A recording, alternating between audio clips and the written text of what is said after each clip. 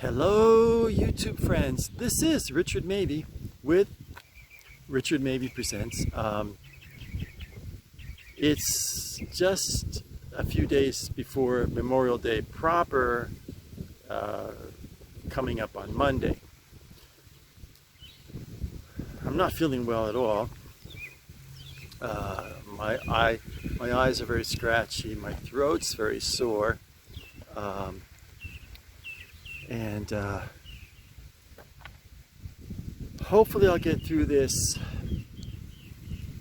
YouTube video without coughing. I'm very homesick. I got the Lincoln Park hat and the Lincoln Park shirt on.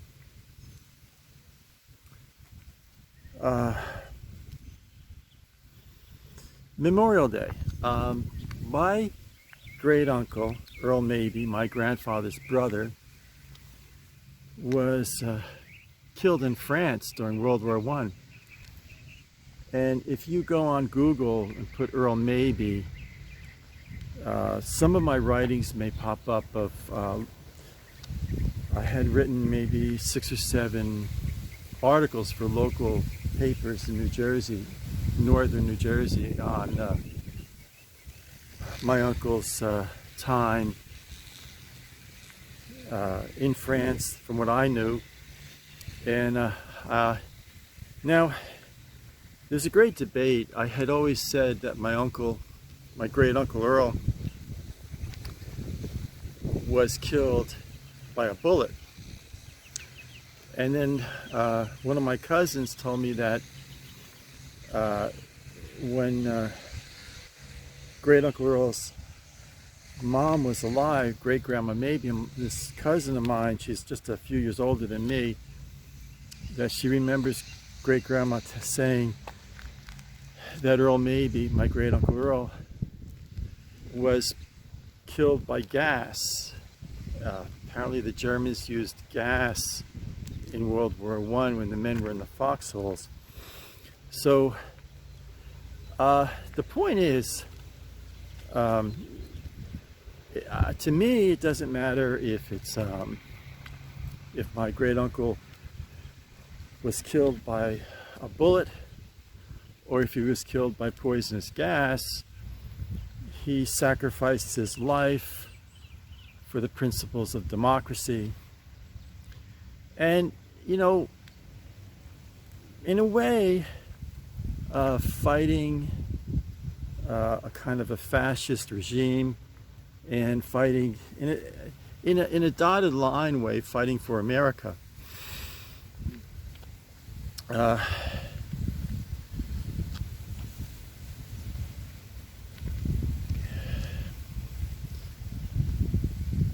He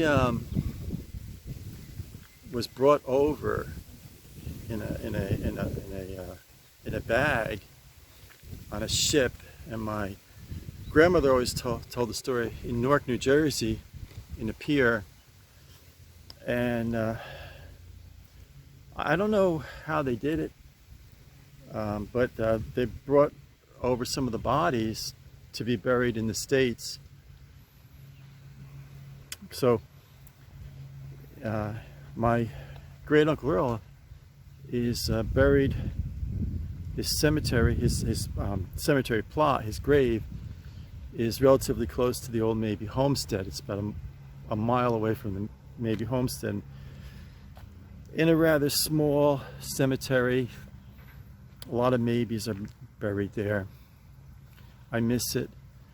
Dad and I used to always put a flag. Memorial Day, we put a flag on great uncle Earl's grave and put some flowers on, and I miss that.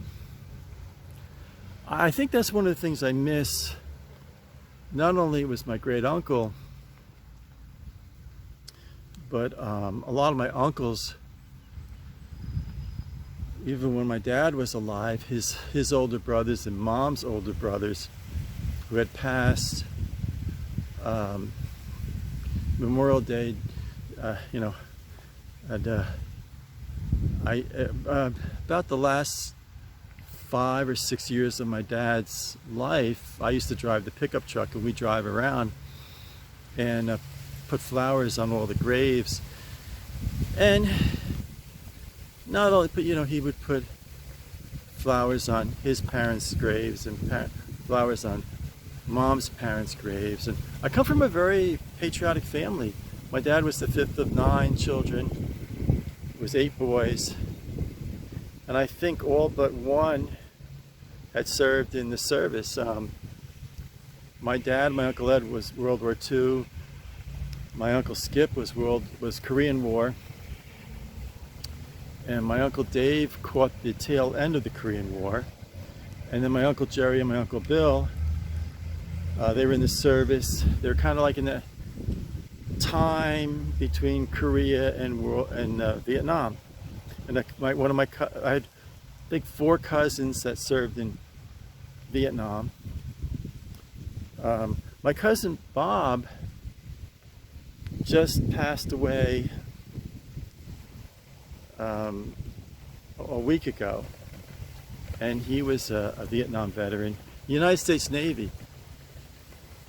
And he and his buddy, and he told me the story, he and his buddy, the ship came into port, and he and his buddy were in a Jeep, and they went on to this trail through the jungle, and going to the MASH unit, they were surrounded by the jungle, and they did encounter gunfire.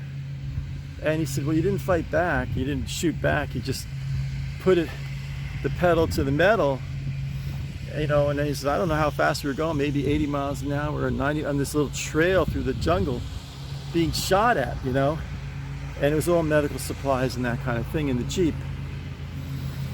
So then I guess he spent a day or 2 at the MASH unit, and then here comes a golf cart coming down the street here.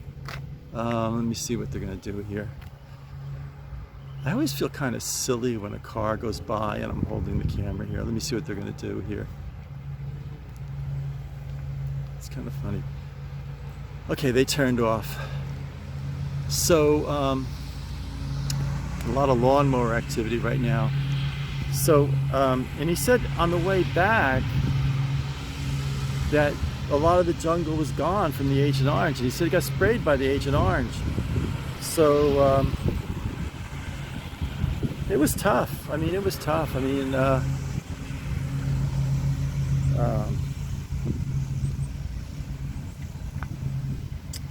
I came into this world with a congenital heart defect known as a myocardial bridge. At the time of the Vietnam War, my Uncle Earl, who was named after my great Uncle Earl,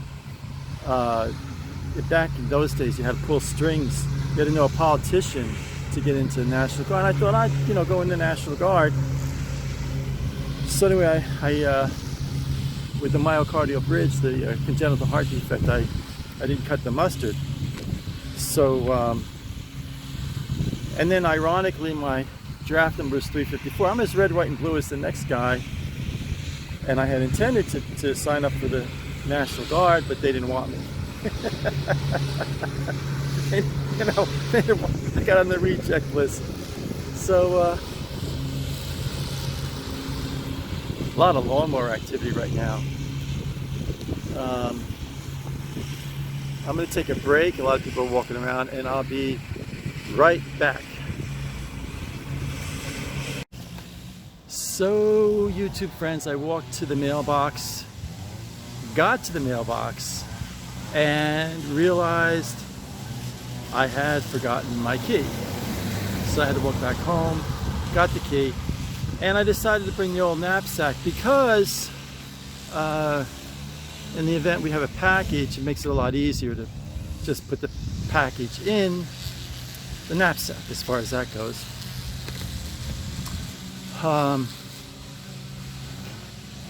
Strange times. I really don't want to talk about it too much. What's happening in our country of late makes me very upset, and it kind of almost brings me to tears. But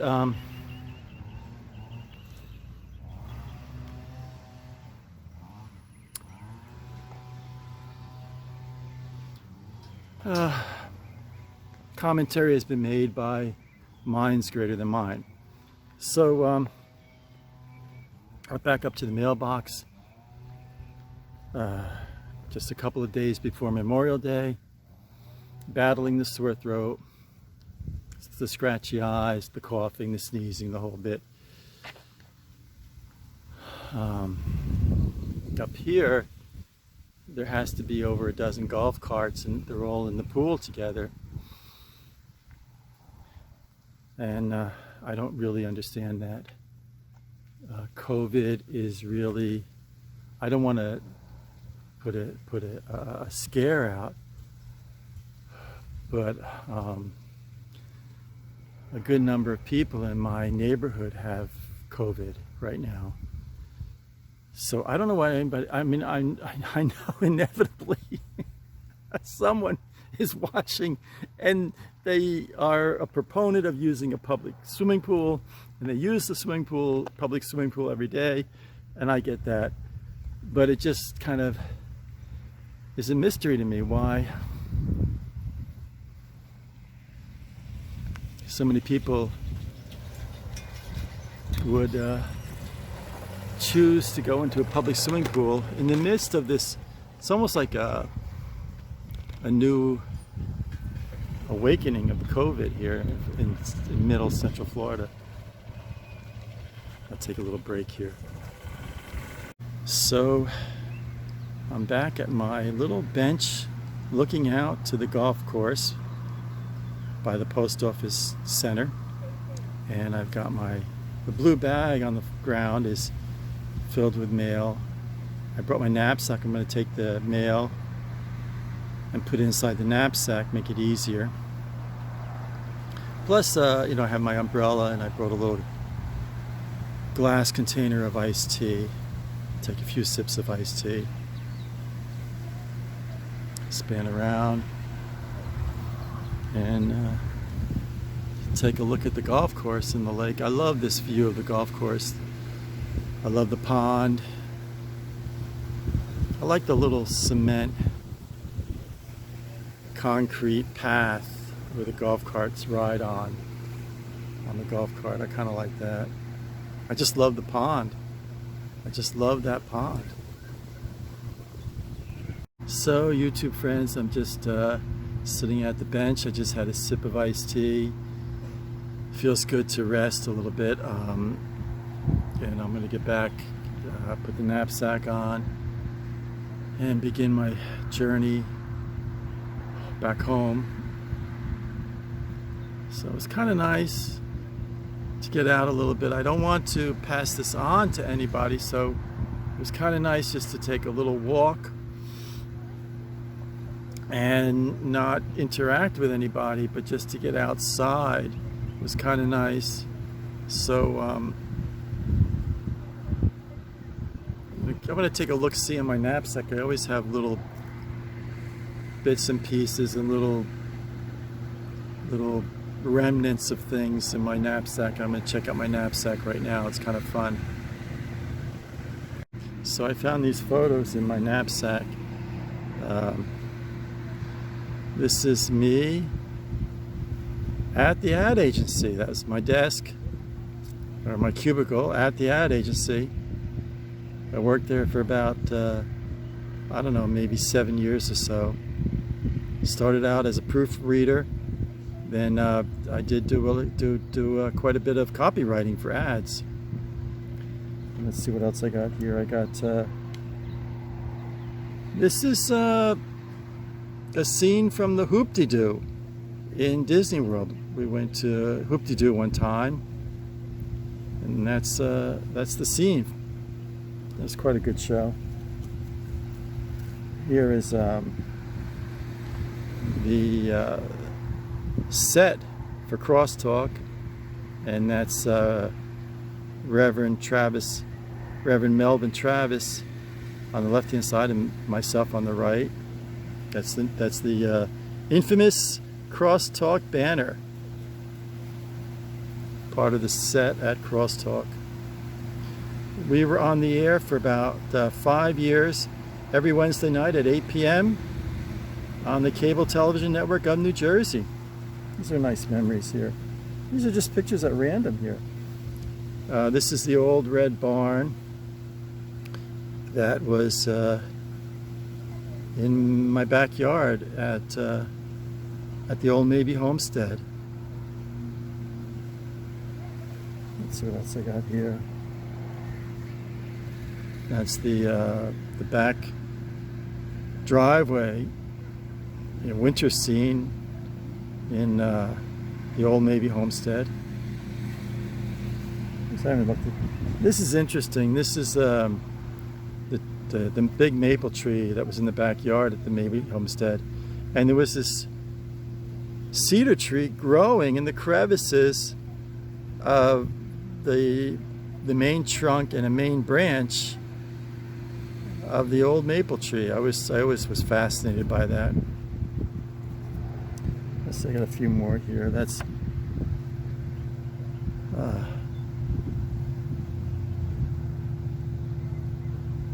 my old dear cat Oscar.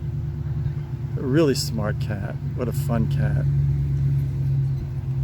And then this is the inside of the Lincoln Park Museum. That's my dad all the way on the right-hand side, your right-hand side, at the Lincoln Park Museum. That's the members of the Lincoln Park Historical Society.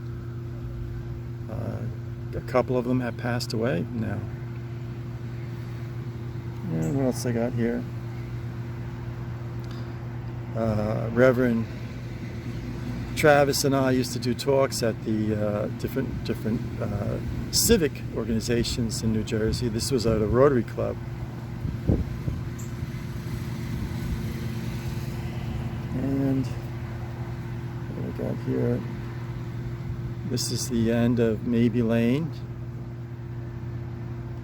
Those woods are all gone now. They put in huge McMansion homes there on postage stamp lots. Kind of sad. And this is the last picture. It's a long time ago, the old Disney parade in Disney World, one of the floats. It was kind of nice. Just pictures at random here. Let's see if I'll flip this around, save editing here.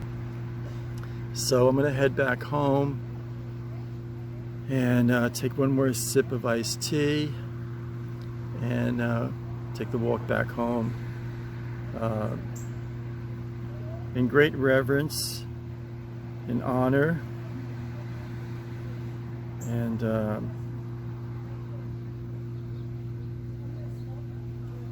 just in tribute of all the men and women who have served in United States services and gave their all and were killed in battle defending democracy with reverence and with earnest sincerity. I say thank you. This is Richard Mabey, signing off.